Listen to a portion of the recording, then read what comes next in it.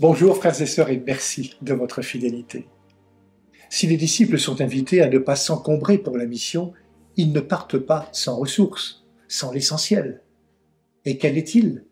D'abord la confiance accordée par le Seigneur. Ensuite, la force de la prière, sans oublier l'autorité de service que Jésus partage avec eux.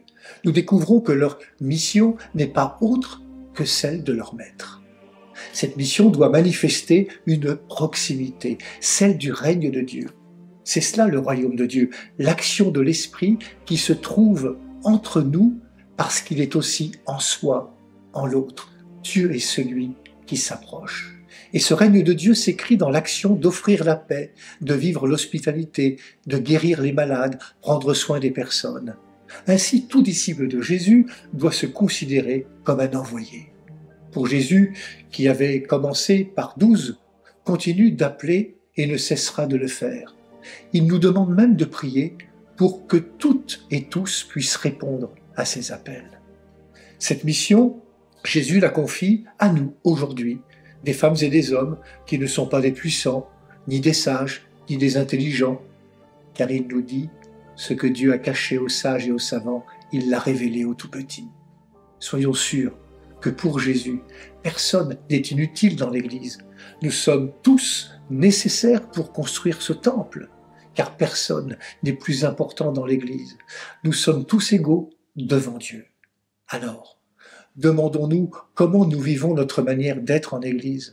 Sommes-nous des pierres vivantes ou des pierres lasses, ennuyées, indifférentes? Une chrétienne, un chrétien doit être vivant, joyeux d'être chrétien, tout comme les 72 disciples qui reviennent tout joyeux d'avoir rempli leur mission. Ce que nous devons annoncer, c'est l'Évangile. L'Évangile qui est destiné à tous, aux pauvres bien sûr, en priorité, mais à tous, car tous ont leur pauvreté qu'ils ne le veulent ou ne peuvent pas souvent reconnaître. Cet Évangile doit nous animer du dedans et doit nous faire vivre. Jésus connaît l'étendue de la difficulté. Allez, je vous envoie comme des agneaux au milieu des loups.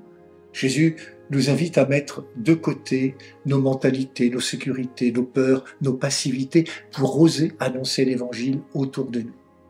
Les obstacles que nous rencontrerons dans notre milieu de vie ou en nous-mêmes seront certainement nombreux. Mais Jésus nous demande de faire confiance en sa présence qui accompagne toujours celles et ceux qu'il envoie. Bonne journée à toutes et à tous. Prenez bien soin de vous et des autres.